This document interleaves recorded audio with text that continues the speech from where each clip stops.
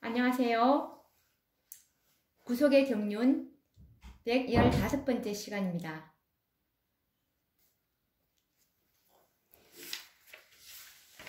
우리가 이 사단의 이 불법의 비밀에 대해서 계속 이제 연구를 해오고 있는데요. 오늘은 지난 시간에 이어서 이제 사단이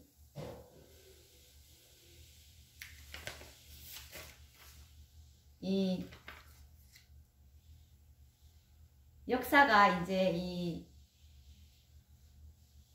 바벨론 제국까지 이 사단의 음모를 보았죠. 그래서 이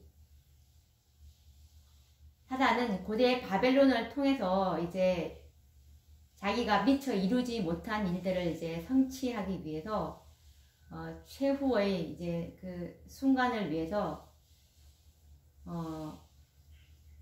준비하고 있다는 사실을 우리는 잊지 말아야 하는데, 이 바벨론의 고대 바벨론의 역사까지 이 사단의 음모를 통해서 사단이 어떻게 하나님의 역사를 이루지 못하게 하려고 했는지를 우리가 연구를 해 왔는데요. 이제 그 이어서 오늘은 이 바벨론 제국에 이어서 사단이 이 강력한 그 왕국들을 통해서 어떻게 또 하나님의 구속의 계획을 방해하는지 대해서 알아보도록 하겠습니다. 우선 하나님의 말씀 이사야 9장 6절 말씀을 읽어보도록 하겠습니다. 이는 한 아기가 우리에게 낳고 한 아들을 우리에게 주신 바 되었는데 그 어깨에는 정사를 메었고 그 이름은 기묘자라 모사라 전능하신 하나님이라 영존하시는 아버지라 평강의 왕이라 할 것임이라 라고 말씀하고 있는데요. 여기서 한 아기는 인류의 소망 예수 그리스도죠. 예수 그리스도가 우리에게 낳았다고 했습니다. 우리에게 여자의 후손, 우리랑 똑같은 인간으로 타락한 인성을 취하시고 오셨다고 이 시대의 소망에 보면 나와 있는데요. 4000년간이나 타락한 우리의 본성을 취하고 이 땅에 오셨는데요. 그래서 그 한 아들을 우리에게 주셨고 그 어깨에는 정사를 메었고 그리고 그 이름은 기묘자, 모사, 전능하신 하나님, 영존하시는 아버지, 평강의 왕이라고 불리워지는 예수 그리스도께서 이제 인간으로 오셔서 하나님의 이 구속 사업을 이제 성취하기 위해서 인간으로 오시는 예수님을 잘 묘사한 말씀이죠. 그래서 이 바벨론 제국에 이어서 이제 사단은 강력한 북방 왕국들인 메데 페르시아, 그리고 그 다음 나라가 이제 헬라죠. 그리고 또 그 다음에 일어난 강력한 북방왕 로마와 같은 제국들을 일으켰습니다. 하나님께서는 이런 역사 속에 개입하셔서 이 지구를 사단의 통치로부터 이제 보호하시고 사단에게 굴복하지 않는 신실한 백성들을 보존하셨는데요. 드디어 이제 사단은 메시아가 오시기 직전에 가장 무섭고 철같이 강한 왕국을 일으켰는데요. 이 철같이 강한 왕국이 바로 로마 제국이었던 것입니다. 그래서 이 다니엘을 통해서 다니엘 7장 7절 말씀에 보시면 넷째 짐승은 무섭고 놀라우며 또 극히 강하며 또 큰 철이가 있어서 먹고 부서뜨리고 그 나머지를 발로 밟았으며 이 짐승은 전의 모든 짐승과 다르고 또 10뿔이 있는 짐승이었다라고 로마 제국을 묘사하고 있습니다. 로마 제국은 다니엘 7장에 넷째 짐승으로 나오죠. 그래서 무섭고 놀랍고 극히 강하고 또 큰 천리가 있고 그리고 먹고 부서뜨리고 그 나머지는 발로 밟았다고 하고 이 짐승이 그리고 이 짐승은 그 전에 나왔던 모든 짐승과 다르고 또 이 넷째 짐승은 10뿔이 있는 짐승이었던 것입니다. 이때야말로 이 지구는 참으로 위기에 처하여 있었는데요. 지상에서 유일하게 하나님을 섬기기로 선택한 이스라엘 민족은 사단의 통치를 받고 있던 이 강력한 왕국에 의해서 위기에 처하게 된 것입니다. 이스라엘은 바벨론과 그 뒤를 이어서 일어났던 강력한 제국들에 의해서 이제 국력은 쇠하여지고 제사장들은 이제 부패하였고 백성들은 무지하게 되었던 것입니다. 바벨론 이후의 역사를 살펴보면 사단의 관계를 우리가 볼 수가 있는데요. 사탄은 이 페르시아 제국이 통치하던 시대에 아하수에로 왕을 통해서 유대 민족을 말살하려는 계획을 세웠습니다. 아말렉 족속인 이 하만의 관계를 이용해서 모르드게를 미시한 유대 민족을 하루 동안에 멸절시키고자 계획했던 것입니다.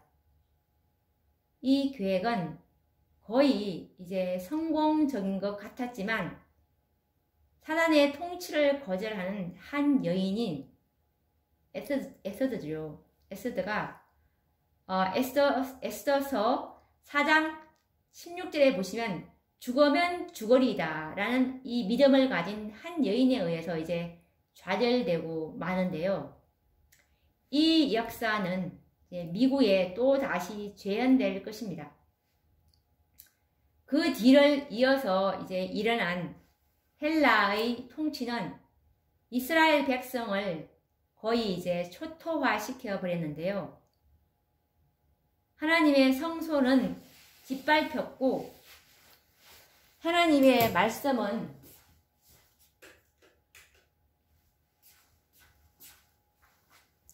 신화와 이제 전설처럼 믿을 수 없는 그 소설로 전락시켜 버렸고 각종 인간 철학들이 이스라엘 백성들의 마음들을 점령하여 버렸던 것입니다.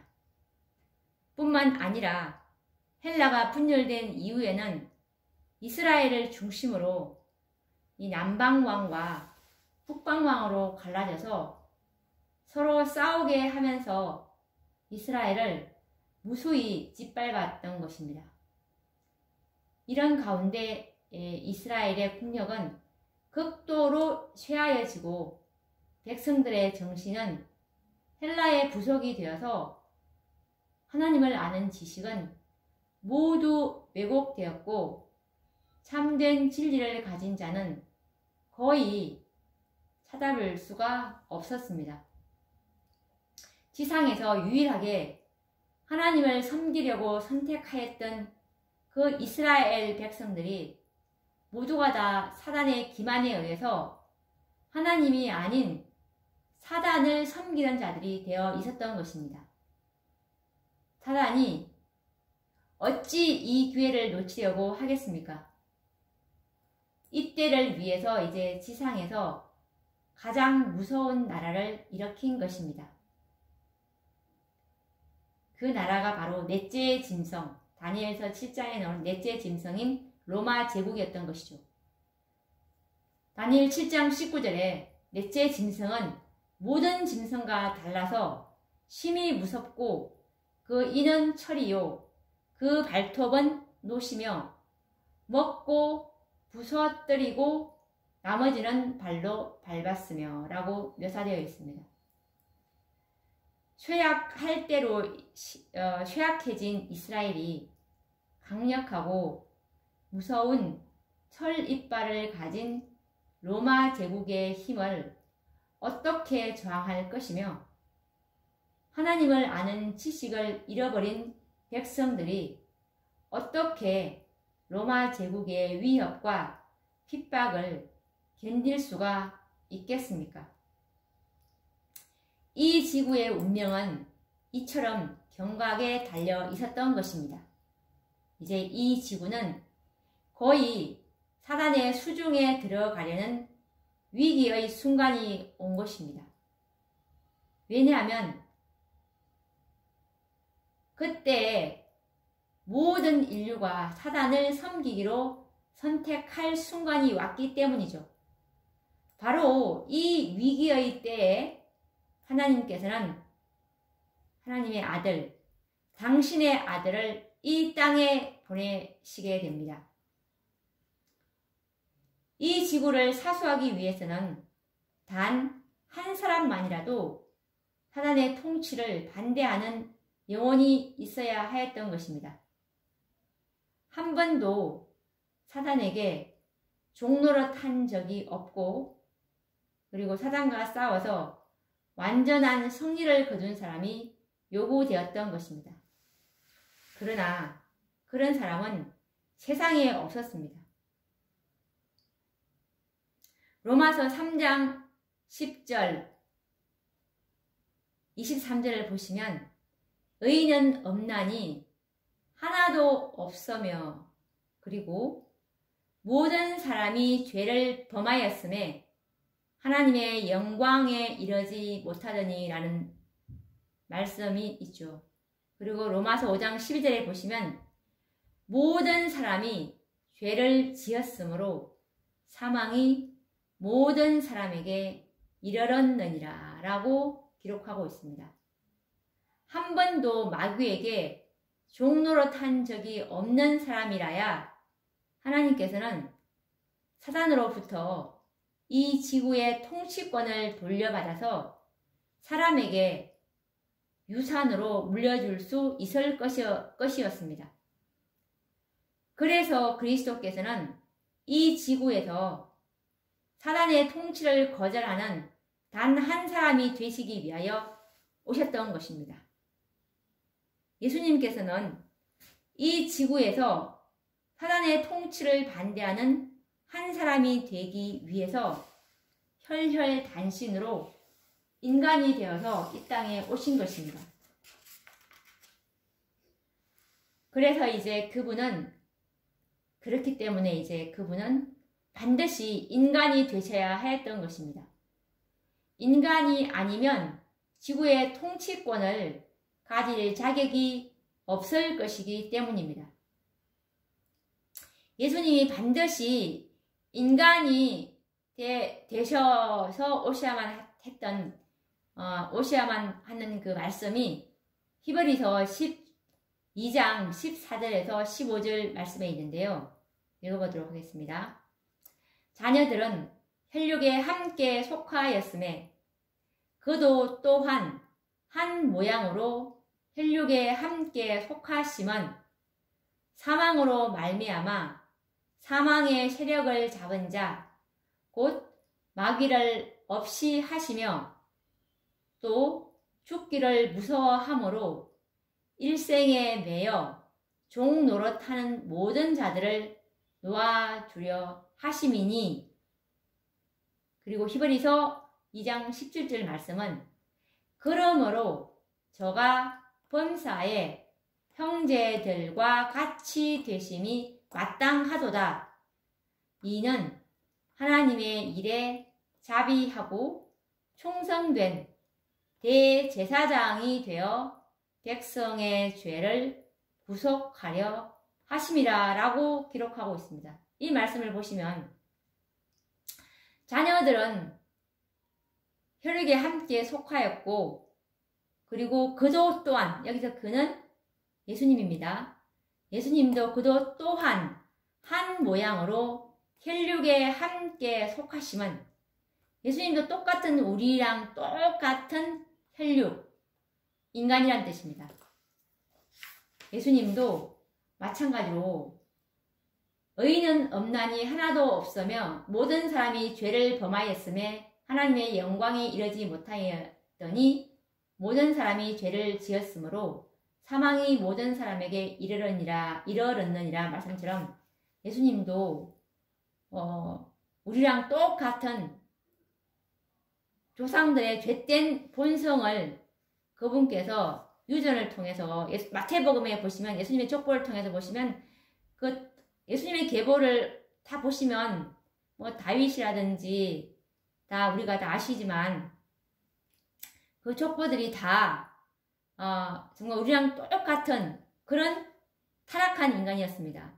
그 타락한 인간의 본성을 그대로 조상들의 그 본성을 그대로 유전적으로 물려받은 타락한 인성을 취하시고 그분께서 오셨다는 말씀이 그도 또한 한 모양으로 혈육에 함께 속하심은 왜 예수님이 우리랑 똑같은 인간으로 오셨냐 하면은 사망의 세력을 잡은 이 마귀를 없이 하시고 그리고 이 죽기를 무서워하는 이 모든 자들을 놓아주려 하시기 위해서 인간으로 오셔야 했던 것입니다. 그리고 이 대제사장은 중보자는 반드시 범사의 형제들과 같이 계심이 마땅해야 하는 것입니다. 중보자는 우리랑 똑같이 죄된 본성으로서 이게 그것을 체휼하지 아니하면 어떤 사건들이 그것이 시험이 될 수가 없습니다. 예수님도 우리랑 똑같은 성정을 가진 인간이었고 그분은 그런 인간이었지만 성령으로 잉태하셨고 그리고 그분은 죄된 본성을 취하고 오셨지만 한 번도 생각으로라도 죄에 굴복한 적이 없으신 것이 우리랑 다른 것입니다. 한 번도 그분은 생각으로라도 죄를 짓지 않았어요. 한 번도 죄에 굴복하지 않았고 죄된 성향이 그분은 없었던 것이 우리랑 다른 것입니다. 그래서 정말 어떤 누가 예수님은 인간과 다른 육체를 가지고 왔다라고 말할 수가 있겠습니까? 만약 이렇게 되면은 이게 페어플레이가 될 수가 없습니다. 예수님은 이 땅을 지구를 우리에게 되돌려주기 위해서는 반드시 그분도 우리랑 똑같은 죄된 본성을 취한 인간으로 오셔서 그것을 되찾으셔서 돌려주어야 사단이 유구무원 아무 소리도 할 수 없는 것입니다. 그래서 우리는 누가 예수님의 인성을 인간과는 다르다라고 주장할 수가 있겠습니까? 그분이 인간과 같이 되심이 마땅한 일이라는 사실을 깨닫는 일은 참으로 중요한 일입니다. 그분은 이 지구를 사단의 통치에서 건져내시고 인류가 살도록 하시기 위해서 친히 인간이 되셔야만 하셨던 것입니다.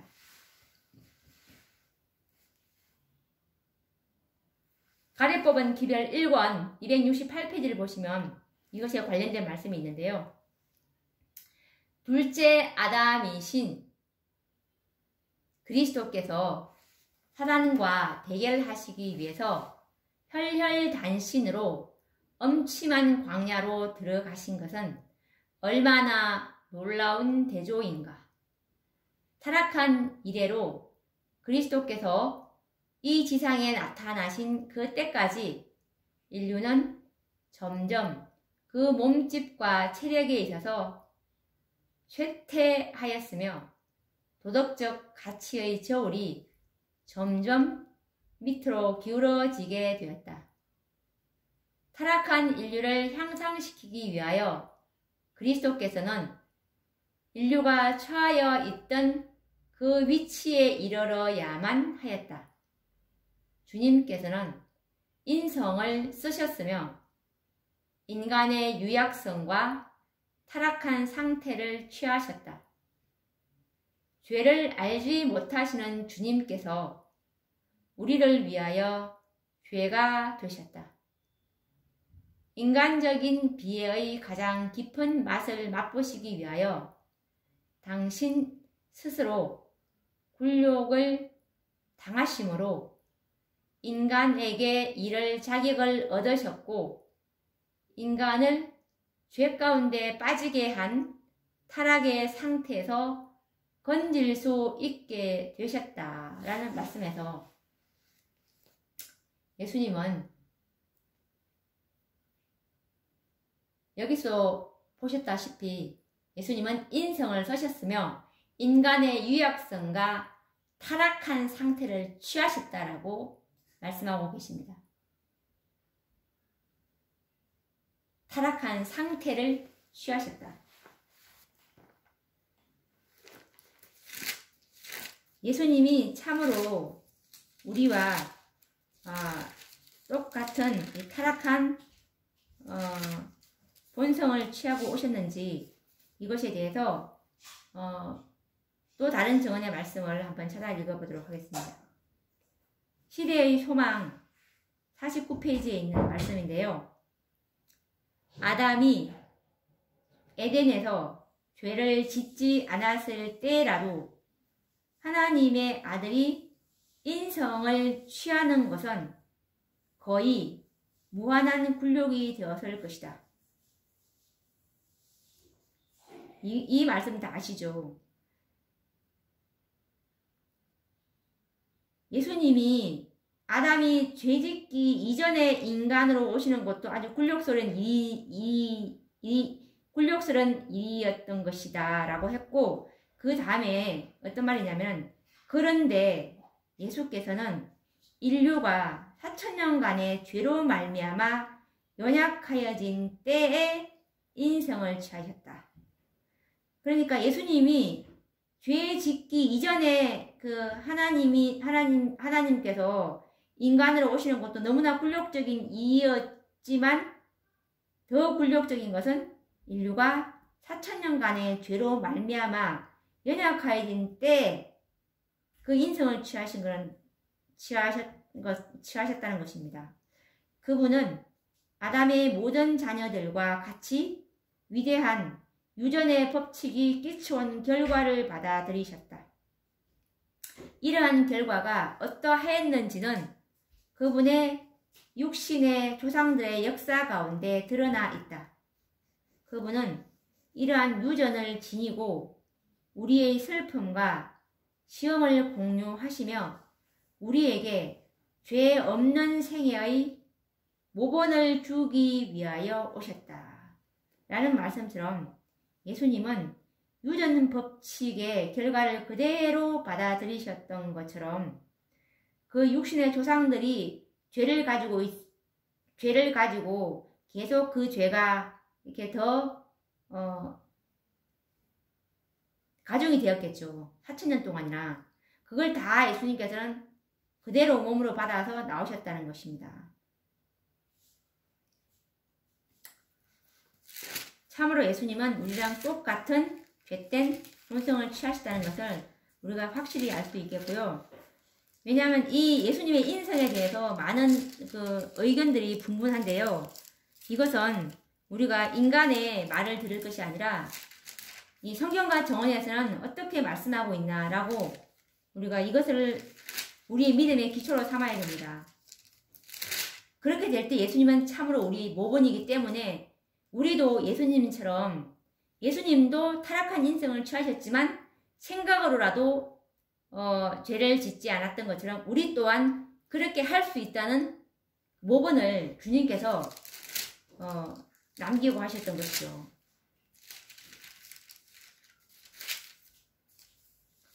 자, 또 예수님의 인성에 대한 또 다른 증언의 말씀은 또 시대의 소망 117페이지에 있는데요. 읽어보도록 하겠습니다. 우리 구주께서는 온갖 연약성을 지닌 인성을 취하셨다. 그분은 시험에 굴복할 가능성을 가진 인성을 취하셨다. 이거 보십시오. 예수님도 우리랑 똑같은 연약한 타락한 인성을 취하셨고, 그리고 그분도 타락한 인성을 취하셨기 때문에 시험에 굴복할 가능성을 가진 인성을 취하셨다는 말씀을 하고 있는 것입니다. 그래서 우리는 어떤 목사들이나 유명한 신학자가 말하는 것을 맹목적으로 믿고 가다가는 참으로 큰일 납니다.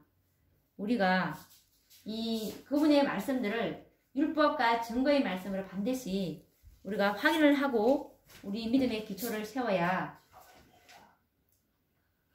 참으로 우리가 성령께서 우리를 거룩하게 변화시켜 줄 수 있겠죠. 그래서 이제 하나님의 독생자는 이 지구를 구하시기 위해서 우리와 동일한 인간이 이제 되셔야만 하였던 것입니다. 지구는 혈육을 가진 인간들을 위해서 창조하셨기 때문에 혈육을 가진 인간만이 이 지구를 지킬 권리가 있는 것입니다. 그래서 히브리서 2장 14절 말씀처럼 그러므로 자녀들은 혈육에 함께 속하였음에 그도 또한 한 모양으로 혈육에 함께 속하심은, 이렇게 예수님께서 이 혈육이 되어 오신 것, 타락한 인성으로 오신 것은 바로 이 지구를 지키시기 위함이었던 것입니다. 이렇게 해서 이 지구는 영원토록 인간들이 이제 살게 될 것이고, 인자가 되신 그분이 친히 만왕의 왕이 되시는 것입니다.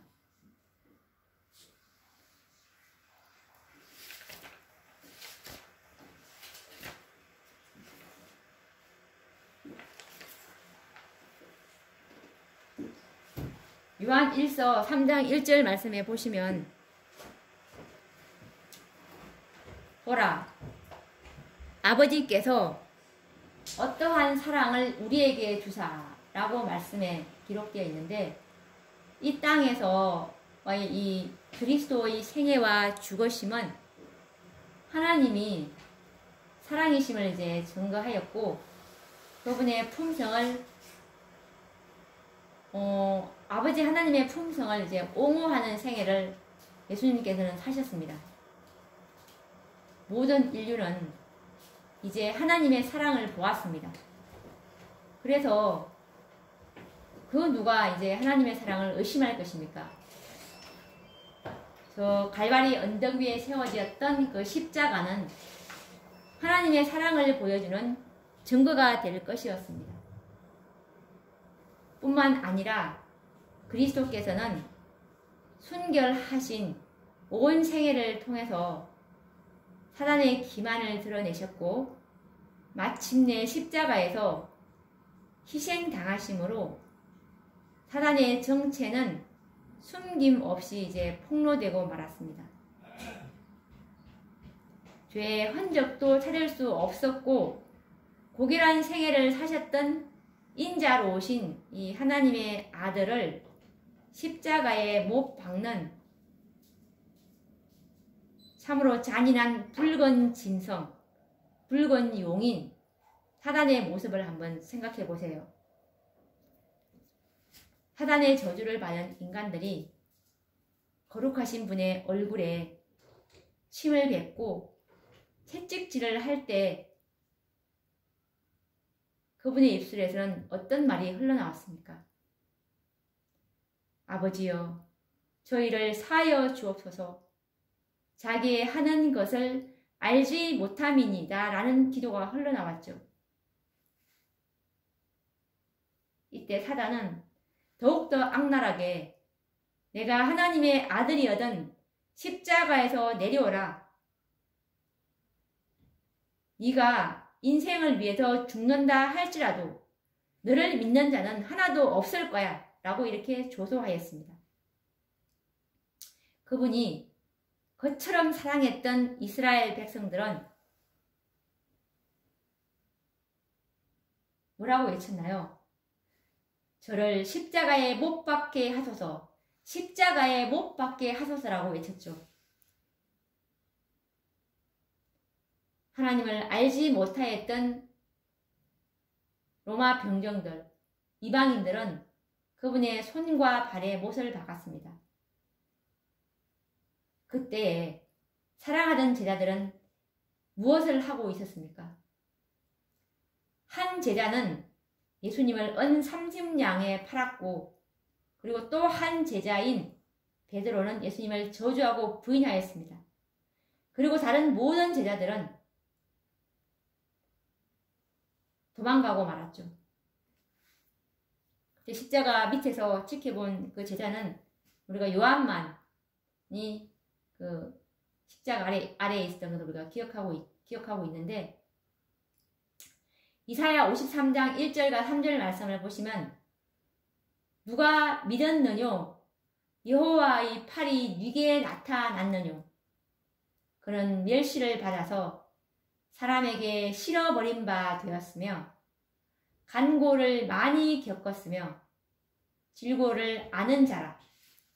마치 사람들에게 얼굴을 가리우고 보지 않음을 받는 자 같아서 멸시를 당하였고 우리도 그를 기히 여기지 아니하였도다 라고 기록하고 있습니다. 그리고 이사야 53장 8절에서는 그가 곤욕과 신문을 당하고 끌려갔으니 그 세대 중에 누가 생각하기를 그가 산자의 땅에서 끊어짐은 마땅히 형벌받을 내 백성의 허물을 인함이라 하였으리요 라고 기록하고 있습니다. 아무도 그분의 사랑을 믿어주지 않았습니다.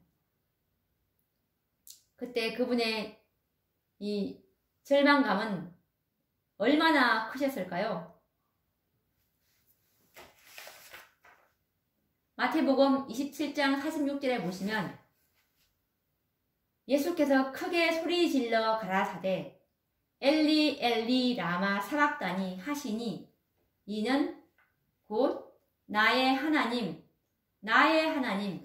어찌하여 나를 버리셨나이까 라고 그분께서 부르짖는 장면인데요.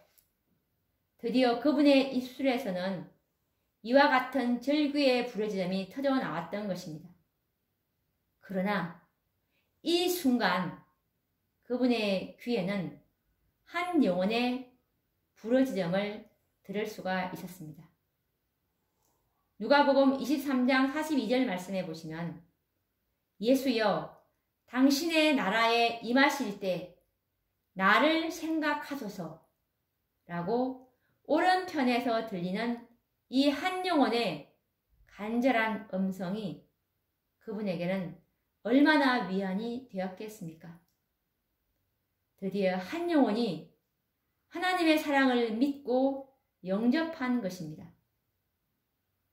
한 영혼을 위해서라도 이 땅에 오셨을 것이라는 그분의 소원은 성취가 되었던 것입니다. 그분은 참으로 만족하셨습니다. 그래서 그분께서는 누가복음 23장 43절 말씀처럼 예수께서 이르시되 내가 진실로 내게 이르노니 오늘 내가 나와 함께 낙원에 있으리라 라고 약속하신 후에 누가복음 23장 46절 말씀에 예수께서 큰 소리로 불러 가라사대 아버지여 내 영혼을 아버지 손에 부탁하나이다 하고 이 말씀을 하신 후에 운명을 하셨습니다. 이제야 그분은 평안 가운데 눈을 감으신 것입니다. 하나님의 사랑은 이렇게 나타난 바 되었고 사단의 이 포악함이 예수님의 품성에 대조되어 나타난 바가 되었죠. 이제 인류는 하나님의 사랑과 사단의 악함을 보았습니다. 그래서 이제 사람들은 자유의 의지와 선택권을 이용해서 자신이 섬길 자를 선택하도록 완전한 자유를 누릴 때가 온 것입니다.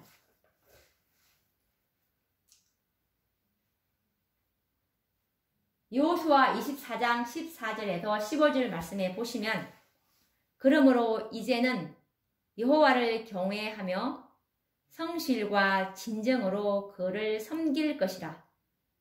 만일 여호와를 섬기는 것이 너희에게 좋지 않게 보이거든 너희 열조가 강 저편에서 섬기던 신이든지 혹 너희의 거하는 땅 아모리 사람의 신이든지 너희 섬길 자를 오늘날 택하라 라고 말씀하고 있습니다. 이제 멀지 않는 장래에 모든 인류는 자신이 섬길 자를 선택할 수 있는 기회를 가질 것입니다. 하나님께서는 당신의 사랑을 보여주셨고 또한 사단의 극악한 정말 극도로 악한 품성도 보게 하셨습니다. 그래서 이제 인류는 과거와는 달리 어린 유아기의 그 어린아이가 아닙니다. 스스로 섬길 자를 선택할 수 있는 지식과 판단력을 가진 이제 장성한 분량에 이르렀던 것이죠. 사단은 이때를 대비해서 준비하여 왔습니다. 모든 인류로 하여금 하나님의 율법을 범하도록 그분의 율법을 변경시키고 또한 기만을 할 것인데요. 뿐만 아니라 지상에 있는 모든 금, 은, 보화와 사람들이 살아가기 위한 이 최소한의 수단인 의식주까지도 이제 통제하려고 할 것인데요. 이것이 이제 성경에 예언되어 있는데 이렇게 해서 사단의 목적은 모든 인생들이 자신을 통치자로 선택하도록 이제 강제할 것이 예언되어 있습니다. 자, 이제 오늘은 우리가 예수님께서 이제 십자가에 돌아가시는 그 사건까지 이제 사단의 불법의 비밀이 그에게 대해서 이제 알아보았는데요. 내일은 십자가 이후에 또 사단이 어떤 기만으로 인류를 속이고 하나님의 구원의 계획을 어떻게 방해하는지에 대해서 또 사단의 기만에 대해서 이 불법의 비밀, 붉은 짐승, 이 용의 업무에 대해서 또 알아보도록 하겠습니다. 그러면 다음 시간에 뵙도록 하겠습니다. 감사합니다.